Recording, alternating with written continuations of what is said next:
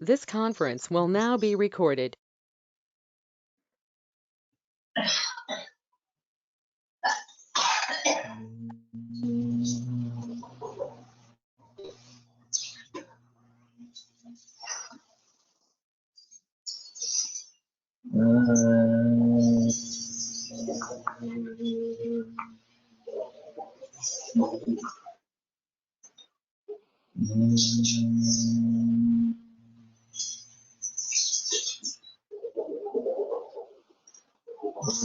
शांति शांति शांति।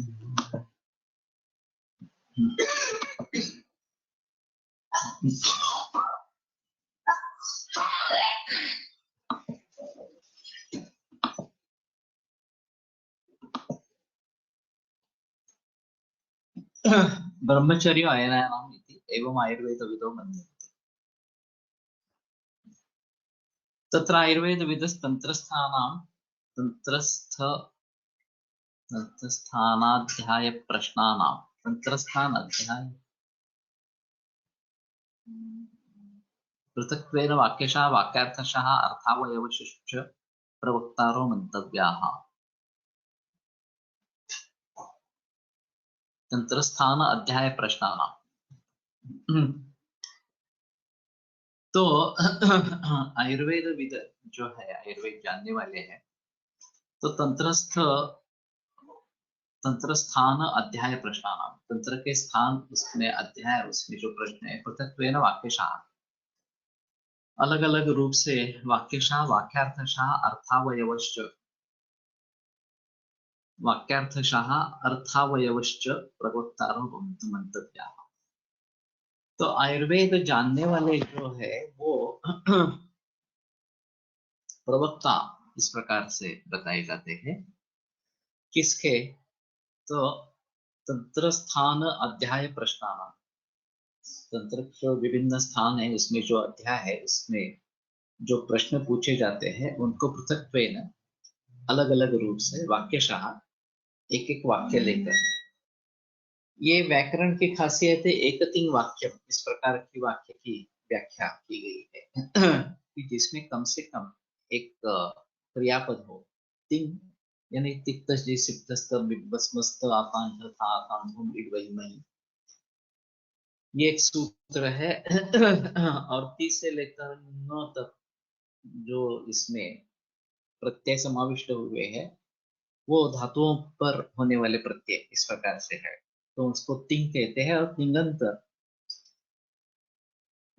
एक तो पद ऐसा होना चाहिए कि जो तिंगंत इस प्रकार का है, जो क्रियापद है। तो एकतिंग वाक्य जिसमें एक क्रियापद कम से कम है वो वाक्य कहलाता है।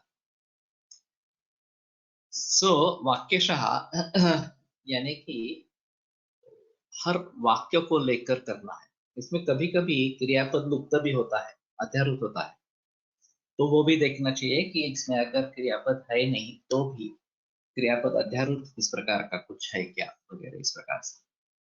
वाक्यार्थशः, फिर वाक्यार्थ जो है उसके अनुसार भी ये देखना इस प्रकार का चाहिए कि जो भी वाक्यार्थ इस प्रकार का होगा, हर वाक्य का अलग अलग अर्थ जो होगा वो देखना चाहिए। अर्थावयवश्च,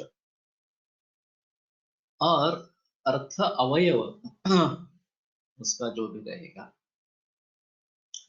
वो भी देखना है।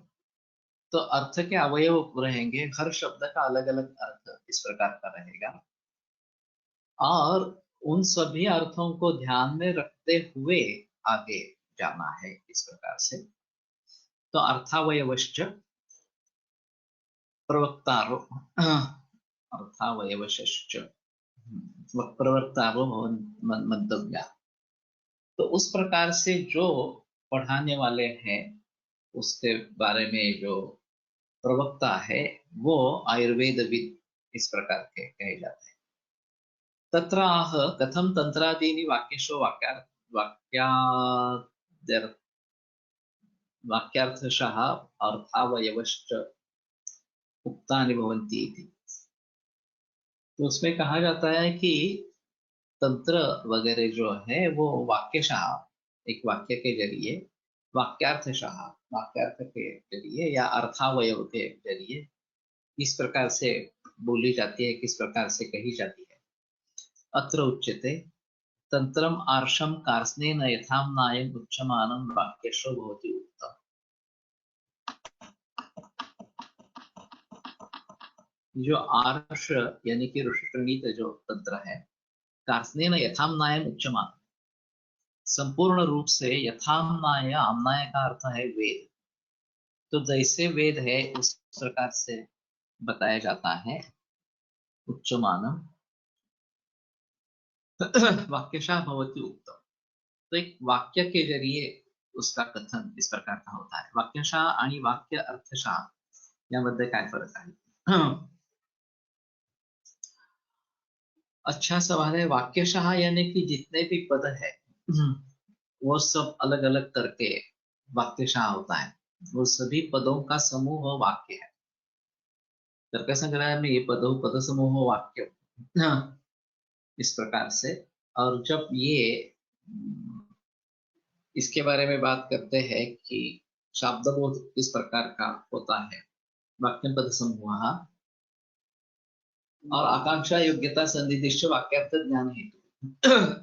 आकांक्षा योग्यता और संधि ये वाक्यार्थ ज्ञान के कारण इस प्रकार के हैं।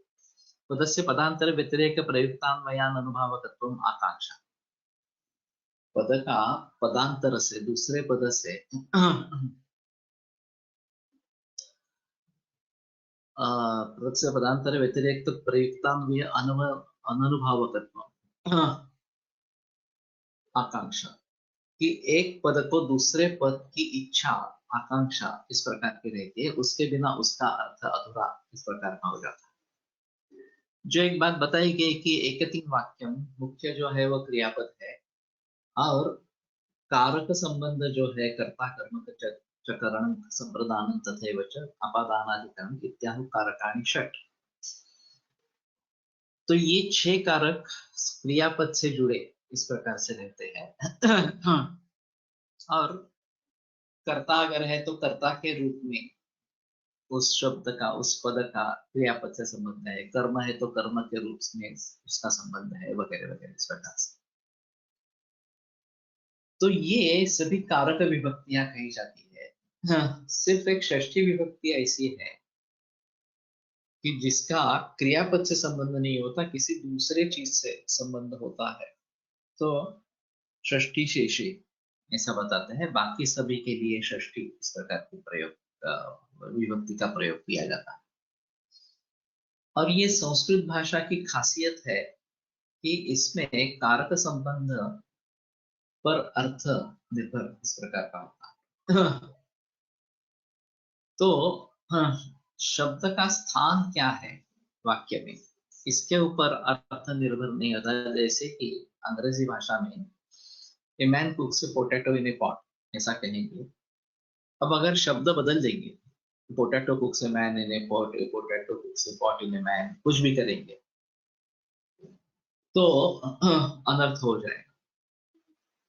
लेकिन संस्कृत में देवदत्ता ग्रामं गच्छति देवदत्ता गच्छति ग्रामं देवदत्ता, कुछ भी कहो अर्थ नहीं बदलता।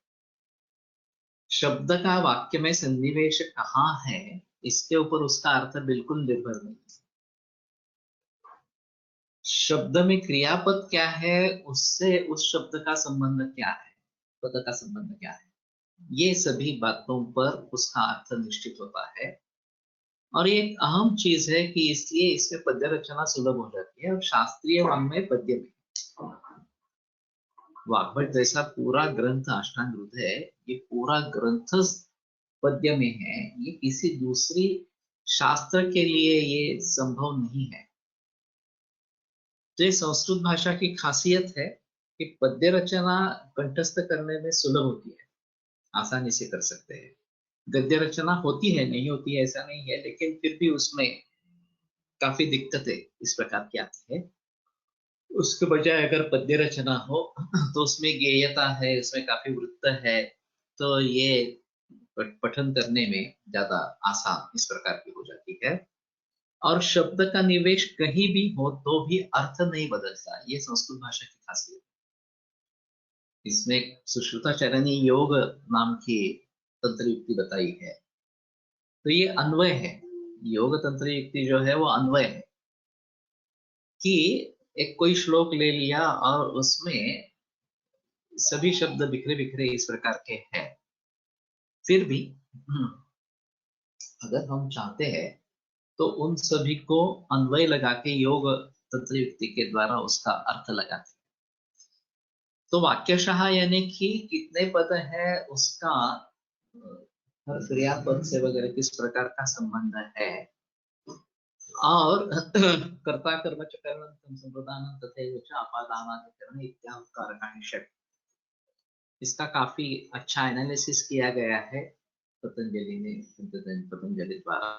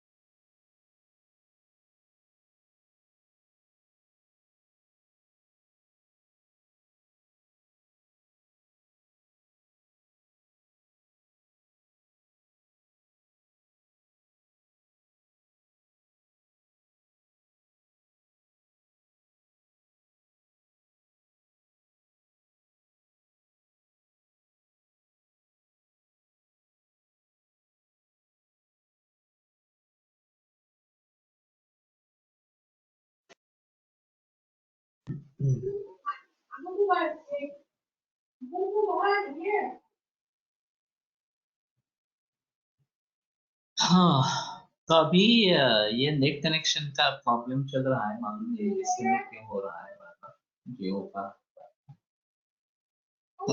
तो वाक्यार्थशः यानी कि वाक्य का अर्थ क्या है ये समझ लेना है। सभी पदों का अर्थ अगर भली भांति समझ में आए, योग तंत्र युक्ति का वापर करेंगे तो फिर वाक्यार्थ समझ पाएंगे, वाक्यार्थशाह।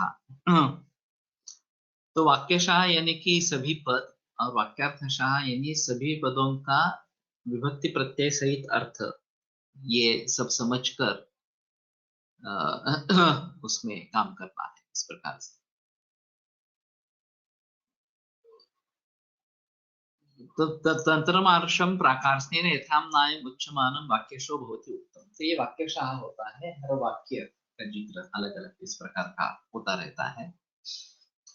बुद्ध्या सम्यक अनुप्रवेश्य अर्थ तत्व वाग्भेद व्यास समास प्रतिज्ञा हेतु उदाहरण उपनय निगमन युक्ता त्रिविध शिष्य बुद्धि गम्या भी उच्यमानम वाक्यार्थशाह भवति उत्तम। इसमें नीचे स्पष्ट ही किया है, वही ज्यादा बेहतर इस प्रकार। बुद्धिया सम्यक अनुप्रविश्य अर्थ तत्व, बुद्धि से अर्थ तत्व को पूरी तरीके से जानकर, अच्छे तरीके से जानकर, वाग्भी व्यास समास प्रतिज्ञा युक्ता भी, वाग्भी युक्ता भी, तो किससे युक्त? व्यास समास, व्यास यानी कि अलग अलग और समास यानी कि इकट्ठा इस प्रकार से। प्रतिज्ञा हेतु उदाहरण उपनय निगमन, तो ये परार्थानुमान में आता है कि यत्तु स्वयं धूमात् वह्निमनुमाय परम प्रतिबोध हेतु पंचावयव वाक्यम प्रयुक्ते तत्परार्थानुमान। परतो वह्निमान इति प्रतिज्ञा धूमात् इति हेतु धूमवत्वात् इति हेतु यत्र यत्र धूमात् तत्र तत्र वह्निः इति उदाहरणं यथा महानसः तथा च अयं तस्मात् तथा, तस्मात् तथा च अयम् इति उपनय, तस्मात् तथा इति निगमन। ये जो 5 वाक्यावयव इस प्रकार के कहे गए हैं, उन वाक्यावयवों से युक्त, इस प्रकार से युक्ता भी त्रिविध शिष्य बुद्धि गम्या भी उच्चमान। त्रिविध प्रकार के जो शिष्य है, कि कोई मंद बुद्धि वाले होंगे, कोई मध्यम वाले होंगे, कोई तेज बुद्धि वाले, उन सभी के जो ध्यान में आए इस प्रकार से उसको कहना है। तो हमेशा अच्छे ही छात्र मिलेंगे ऐसा नहीं होता, अच्छे छात्र मिलना भी भाग्य का लक्षण होता है, और अच्छा गुरु मिलना ये भी भाग्य का लक्षण इस प्रकार का होता है। तो मंद बुद्धि वाले भी छात्र है, एतावत्तो ही अलम अल्पज्ञ व्यवहार आए मंद बुद्धि। शंकराचार्य भी कहते हैं कि ये 50 महाकषाय बताए गए, तो मंद बुद्धि जो है उनके व्यवहार के लिए ये अलम है, काफी है। अनुक्तार्थ ज्ञानायच बुद्धिमता, मतलब पानी, और जो बताया नहीं गया है उसके जानकारी के लिए जो बुद्धिमान इस प्रकार के वैद्य है, उनके लिए वो अच्छे इस प्रकार के रहेंगे, वो समर्थ रहेंगे। तो जो भी हम शास्त्र बताएंगे वो त्रिविध शिष्य बुद्धि हित, 3 प्रकार के जो शिष्य है उन सभी के लिए हित इस प्रकार का शास्त्र हम बताएंगे, इस प्रकार का कहना है। तो सम्यक बुद्धिया सम्यक अनुप्रविश्य अर्थ तत्व, गुरु का कर्तव्य क्या है कि पहले खुद जान ले क्या क्या है इसमें, ज्ञान कर ले, और फिर वाग्भी व्यास समास प्रतिज्ञा हेतु उदाहरण उपनय निगमन युक्ता, जो वाणी ये व्यास समास अलग अलग रूप से और इकट्ठा रूप से, और ये जो 5 है प्रतिज्ञा हेतु उदाहरण उपनय निगमन, इस तरीके से ये त्रिविध शिष्य बुद्धि हित, 3 प्रकार के जो शिष्य है उनके बुद्धि के लिए जो कारीगर हो इस प्रकार के है। ज्ञानेश्वरी एक इसका बहुत अच्छा उदाहरण है। भगवत गीता का जो तत्व ज्ञान है वो मराठी में लाने के लिए उन्होंने ज्ञानेश्वरी लिखी, और उसमें काफी उदाहरण दिए। चंद्रमेधे अलांचन मार्तंड जे तापहीन ते सर्वाणि सदा सज्जन सोयरे हेतु, ये तो पसायदान में आया है, लेकिन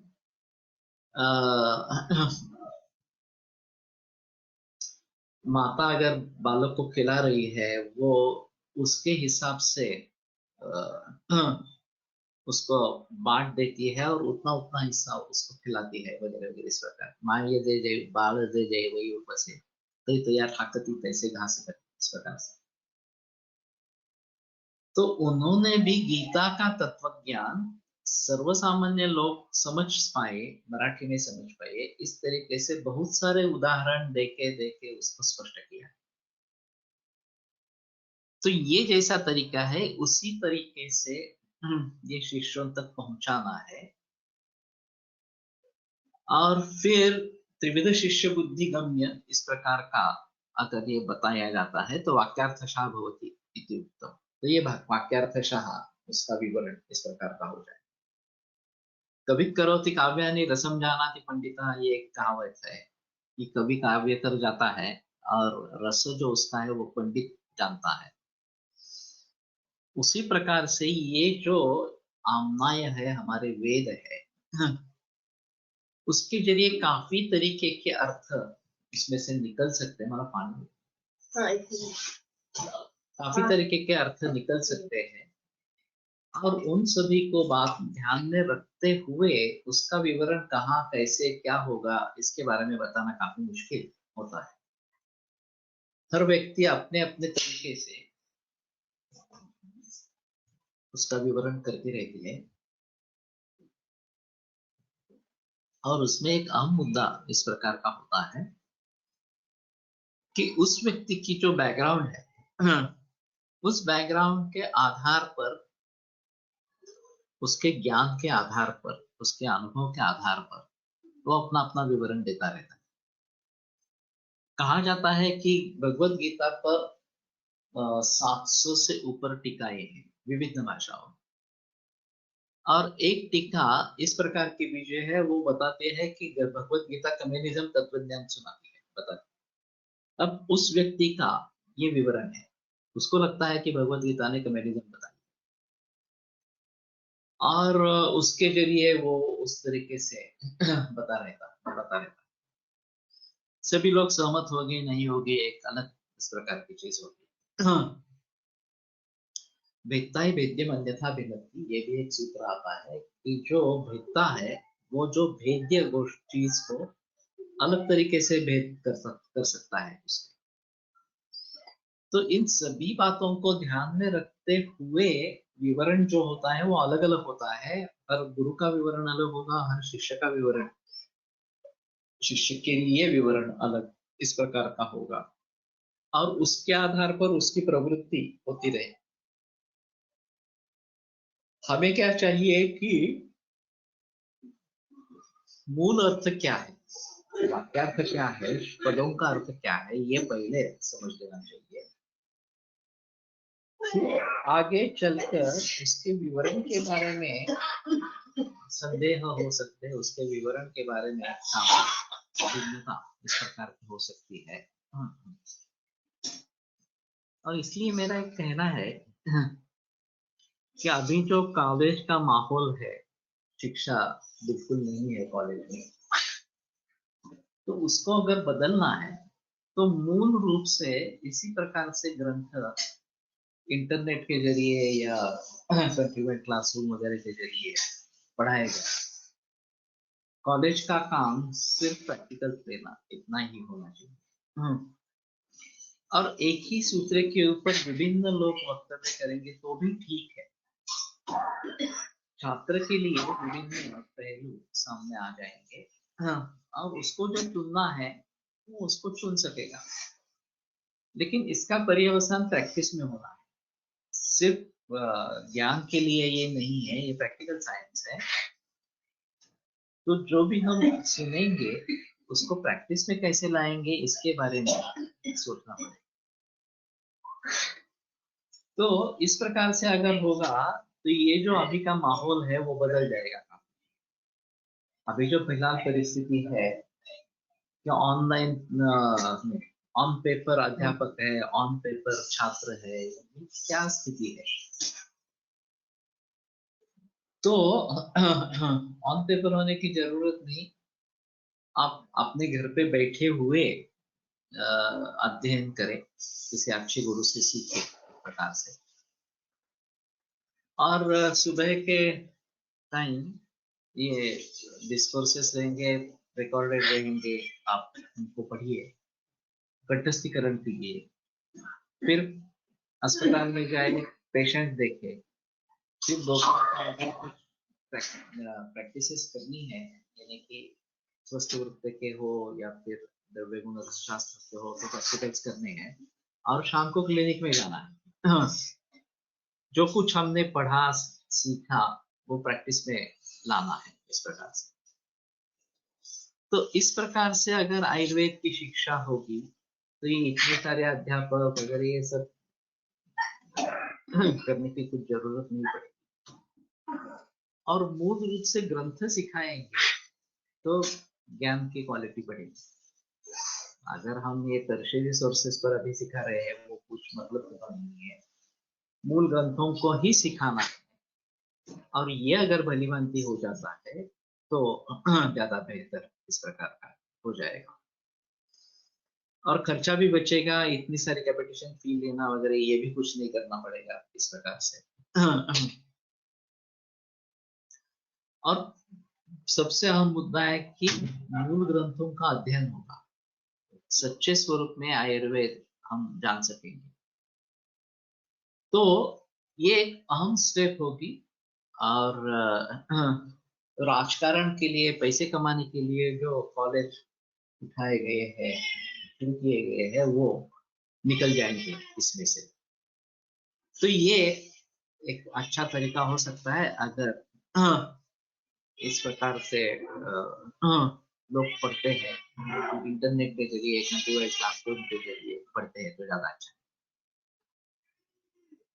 तो इस प्रकार से वाक्यार्थशाह भवति उत्तम, ये वाक्यार्थशाह उसका विवरण होता है। तत्र नियतानाम अर्थदुर्गाणां पुनर्विभावनैः उत्तम अर्थावयवशाह भवति उत्तम। तो तंत्र नियत जो अर्थ दुर्ग है, दुर्ग यानी कि किला, यानी कि समझने में कठिन इस प्रकार के, तो पुनर्विभावने ही उत्तम अर्थावयवशाह भवति उत्तम। तो विभावन के जरिए उसके बारे में कहा जाना, उसका विवरण करते रहना, ये अर्थावयवशाह इस प्रकार का कहा जाता है। इसके देखते हैं अगर कुछ किया है विभावन नहीं।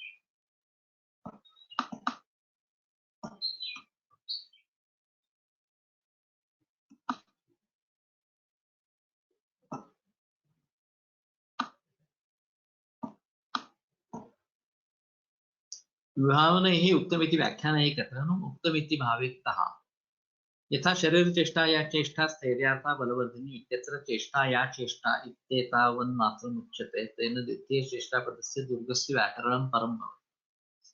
तो व्याकरण का यहाँ मतलब है विवरण इस प्रकार से। उदाहरणं दृष्टान्तः उपनयः सिद्धान्तोपपादितस्य साधनधर्मस्य साध्य गुणाकथनम् तथा चायन धूमवान इति निगमन हेतु साधित साध्य धर्म कथनम तस्मात् अग्निमान। तो ये जो पंचावयव वाक्य इस प्रकार के बताए गए हैं वो तर्क संग्रह में सभी दिए। परोतो मन्यमान इति प्रतिज्ञा, धूमवत्वादिति हेतु, यत्र यत्र धूमः तत्र तत्र अग्नि वह्नि इति यथा महानसा इति उदाहरण। तथा च अयं वह्निव्याप्य धूमवान् अयं पर्वतः इति उपनयः, तस्मात् तथा, तस्मात् पर्वतो वह्निमान्, प्रतिज्ञा फिर से कहना। ये 5 वाक्य इस प्रकार के बताए गए हैं, और खुद को अनुमिति हो गई है, दूसरे को अनुमिति करवानी है, उसके लिए ये 5 वाक्य इस प्रकार से जरूरी रहेंगे। तो इस प्रकार से दूसरे को समझाना। तंत्र नियतानाम इति तंत्रगतानां विभावनैः उक्तमिति व्याख्यानैः कथनम् उक्तमिति भावेक्तः। अस्य उदाहरणं शरीरचेष्टा या चेष्टा स्थैर्यार्था। इसमें शरीर चेष्टा या च इष्टा, चेष्टा अन्य दूसरा जो पद है उसका मतलब या च इष्टा इस प्रकार का, जो इष्ट है इस प्रकार की शरीर की क्रिया जो इष्ट क्रिया इस प्रकार की है, स्थैर्यार्था बलवर्धिनी, कि स्थैर्य के लिए और बलवर्धिनी इस प्रकार की है। स्थैर्यार्था या च इष्ट, स्थैर्य के लिए जो इष्ट इस प्रकार की है और जो बलवर्धन होती है। देह व्यायाम संख्याता मात्रया तान उपाचन, जिसको देह व्यायाम इस प्रकार का कहा जाता है, उसको योग्य मात्रा में उसका सेवन करें, ऐसा उस सूत्र का अर्थ इस प्रकार से रहे। तो कहने का तात्पर्य अर्थ ये है कि विवरण, अर्थावयवशः विवरण, अर्थावयवशः यानी कि हर अर्थ को विवरण करके स्पष्ट करके बताना, ये व्याख्यान इस प्रकार का बताया गया, व्याकरण कहा गया। तत्र चेत् प्रष्टारः स्युः चतुर्णां ऋक्सां यजुर् अथर्ववेदानां तं वेदम् उपविशन्ति आयुर्वेदविदः। तो उसमें अगर पूछने वाले हैं कि चतुर्णाम, जो चार वेद है, ऋग वेद, सामवेद, यजुर्वेद और अथर्ववेद, तो आयुर्वेदविद, आयुर्वेद जानने वाले किस वेद का उपदेश करते हैं? किम आयु, आयु क्या है? तस्माद आयुर्वेदः, इसलिए आयुर्वेद, किमर्थम आयुर्वेदः, तस्माद आयुर्वेदः और किमर्थम आयुर्वेदः ये दोनों एक जैसे प्रश्न है। शाश्वतः अशाश्वतो वा, आयुर्वेद शाश्वत है या अशाश्वत है? कति कानिच अस्य अंगानि, उसके अंग कितने हैं और कौन कौन से हैं? कश्चायम अध्येतव्यः किमर्थं च, किसको उसने उसको पढ़ना चाहिए और किसके लिए पढ़ना चाहिए, कारण मतलब क्या है इसका? तत्र विशेषा पृष्ठेन एवं चतुर्णां ऋक्साम यजुर् अथर्ववेद वेदानाम आत्मनो अथर्ववेदे भक्ति आदेश्य। तो पृष्ठेन एवं पृष्ठेन विषया, इस प्रकार से जिस वैद्य को पूछा गया है, वो चार वेदों में से अथर्ववेद में उसकी भक्ति उसको बतानी है। अथर्ववेद भक्ति आदेश है। वेदो ही अथर्वणो दान स्वस्त्यन बलिमंगल होम निम प्रायश्चित्त उपवास मंत्रादि परिकथा चिकित्सां प्राह। अथर्ववेद दान स्वस्त्यन बलि मंगल होम नियम प्रायश्चित्त उपवास मंत्रादि परिग्रह, इन सभी के ग्रहण से चिकित्सा प्राह, चिकित्सा उन्होंने बोली है। अब ये एक बड़े विवाद का मुद्दा है कि आयुर्वेद उत्क्रांत हुआ है नहीं हुआ है। और बहुत सारे लोग ऐसे मानने वाले हैं कि आयुर्वेद उत्क्रांत हुआ है। जिस तरीके से आयुर्वेद शुरू में था उसी प्रकार में वो नहीं रहा, उसमें काफी बदलाव इस प्रकार के आ गए और उत्क्रांत हुआ है, इसीलिए ये अभी के स्थिति में उपयुक्त इस प्रकार का है। कुछ सनातनी लोग इसको नहीं मानते हैं, वो बोलते हैं कि नहीं, जो भी है वो सभी मूल ग्रंथों में ही है, उत्क्रांत होने की कुछ बात इस प्रकार की, उसमें बदलाव होने की कुछ बात नहीं। डॉक्टर बहुलकर जो तिलक महाराष्ट्र विद्यापीठ में बड़े हस्ती थे, अभी रिटायर हो गए, उनका विषय अथर्ववेद और आयुर्वेद, उनके पीएचडी का विषय इस प्रकार का था और उन्होंने ये उत्क्रांत हुआ है इस बात को स्पष्ट किया है वहां पे। और उनका कहना था कि वेदों में केवल ये वातपित्त कफ के बारे में थोड़ा कुछ निर्देश इस प्रकार का है, या वातपित्त कफ छोड़ दो, लेकिन अग्नि वायु सोम इस प्रकार के बारे में कुछ निर्देश इस प्रकार के हैं। उससे उसमें ये दैव व्यपाश्रय चिकित्सा अहम, जैसे कि अथर्ववेद में दैव व्यपाश्रय के बारे में बताया गया है, वो अहम चिकित्सा थी और वो परिवर्तित होके युक्ति व्यपाश्रय चिकित्सा ये अब सबसे अहम बन गई। हम जो अभी करते हैं वो ज्यादातर युक्ति व्यपाश्रय करते हैं, दैव व्यपाश्रय चंद ही लोगों में करते हैं और मानस जो है वो और भी कम लोगों में इस प्रकार की होती है। लेकिन एक बात इसमें स्पष्ट है कि ग्रंथ जो है वो युक्ति व्यपाश्रय को व्यपाश्रय का पुरस्कार करने वाले ज्यादा इस प्रकार के। अभी कुछ वैद्यों में इस प्रकार का परिवर्तन आ गया, जैसे कि गंबदग्नि युक्ति व्यपाश्रय के बजाय दैव व्यपाश्रय चिकित्सा में ज्यादा जुड़ गया। वो सांगवड़ेकर महाराज उनके जो गुरु है उनके आधार पर नाड़ी देखने पर चिकित्सा सामने आ जाती है और उससे फायदा भी होता है। तो ये दैव व्यपाश्रय चिकित्सा का अंश है, ये युक्ति व्यपाश्रय नहीं है। पहले तो युक्ति व्यपाश्रय ही करता था और ग्रंथों का अध्ययन उसका भी अच्छा है। लेकिन युक्ति व्यपाश्रय अभी उसने बहुत कम कर दिया है और ये दैव व्यपाश्रय इस प्रकार का ज्यादा बढ़ गया है। ग्रंथों को अगर हम देखेंगे तो पहले दैव व्यपाश्रय चिकित्सा ज्यादा थी अथर्ववेद ये इस प्रकार से। बाकी वेदों में इसके बारे में इतनी बहस नहीं है। ये कामला वगैरह के बारे में कुछ निर्देश आते हैं और मेरी कामला में किसी पंछी में रख देता हूँ वगैरह वगैरह इस प्रकार से, ताकि मुझे उससे मुक्ति मिल जाए वगैरह इस प्रकार के कुछ सूक्त है।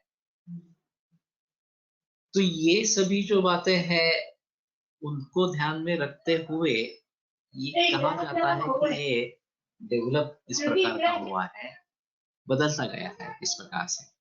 दूसरा भी उदाहरण देते हैं कि चरक में वायु के 5 प्रकार के बारे में जानकारी दी गई है।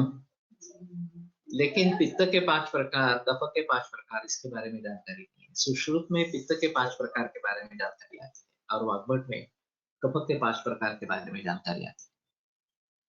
लेकिन कहीं भी संप्राप्ति में इन पित्त या कफ का उल्लेख नहीं है, निर्देश नहीं है। संप्राप्ति वो सिर्फ पित्त और कफ कहेगी। वायु के बारे में कहते हैं कि प्राण है, उदान है वगैरह, ये संप्राप्ति में हिस्सा ले रहा है। लेकिन पित्त और कफ के बारे में इस प्रकार का कोई जिक्र नहीं है। तो इनका ये भी कहना है कि 5 प्रकार का है इतना ही मालूम था, लेकिन उसका विवरण, वो भी विवरण ज्यादा नहीं है। बुद्धि मेधाभिमानाद्य अभिप्रेतार्थ साधना साधक मृत्यतम पित्तम इस प्रकार के जो वाग्भट ने लिख दिया। तो साधक पित्त के बारे में इतना ही विवरण, इतना ही सूत्र में आता है। रसिक पावस्कर ने उसके ऊपर एक 3 घंटों का व्याख्यान दिया था और ये समझाने की कोशिश की थी कि ये क्या चीज है, साधक पित्त क्या चीज है। तो विवरण ये एक अलग इस प्रकार की बात होगी और इस प्रकार से ये उत्क्रांत हुआ है नहीं हुआ है इसके बारे में संदेह निर्माण होता है। दूसरी बात ऐसी रहती है कि युगानुरूप संदर्भ विभागे न करिष्यते, ये जो अष्टांग संग्रह ने बताया ते अर्थात ग्रंथबंध संक्षेपाय क्रमोन्नत, वही अर्थ वही ग्रंथबंध, सिर्फ संक्षेप के लिए क्रम मैंने बदल दिया है इस प्रकार से। तो युगानुरूप संदर्भ ये करने की आवश्यकता अगर है तो आयुर्वेद उत्क्रांत तो होने ही वाला है और उसकी ये जरूरत ही है।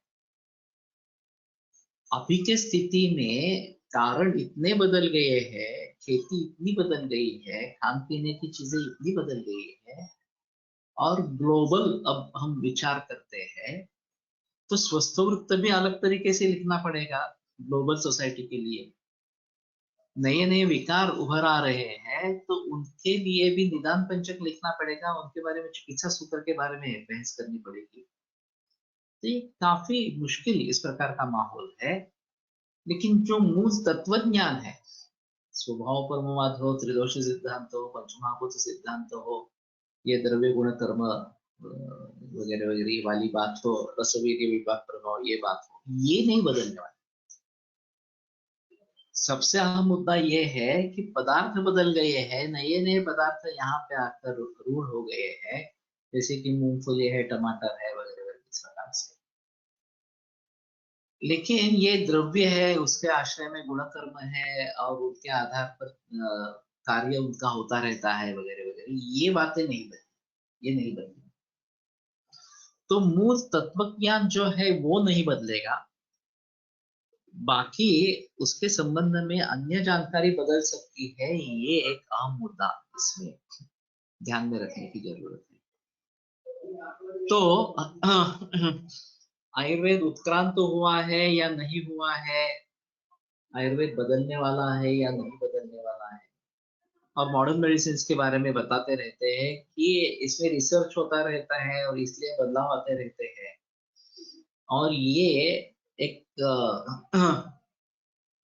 अच्छा सबूत है कि ये लाइव साइंस है। आयुर्वेद अगर उसमें कुछ बदल नहीं होने वाला तो ये लाइव नहीं रहा। संस्कृत भाषा जैसी मृत भाषा कही जाती है कि कहीं बदलाव ही नहीं है, उसमें नए शब्दों का चयन ही नहीं है, तो ये मृत भाषा उसको घोषित किया गया इस प्रकार से। अब उसको रिवर्ट करने के बारे में प्रयास चल रहे हैं कि मृत भाषा नहीं है इस प्रकार से।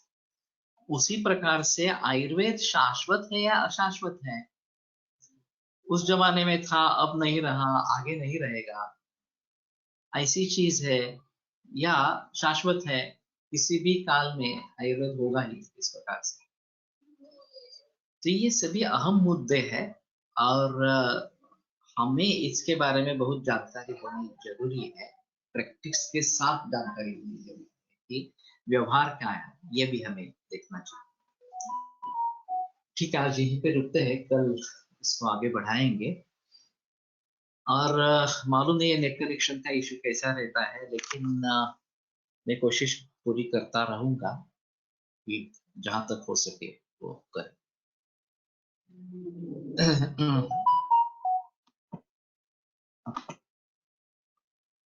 आयुर्वेद प्रकांडो निगदित इह हि शल्यतंत्र प्रधानः शिष्येभ्यः शाश्वतोऽयं निखिल जन कृपा व्याप्त चित्तेन येन आयुर्वेदस्य वाञ्छन् पुनरपि भुवने काञ्च सुष्ठु प्रतिष्ठां श्रेष्ठं धन्वन्तरिं तं प्रणमति च सदा वैद्यवर्गो हि नूनम् वैद्यवर्गो हि नूनम्।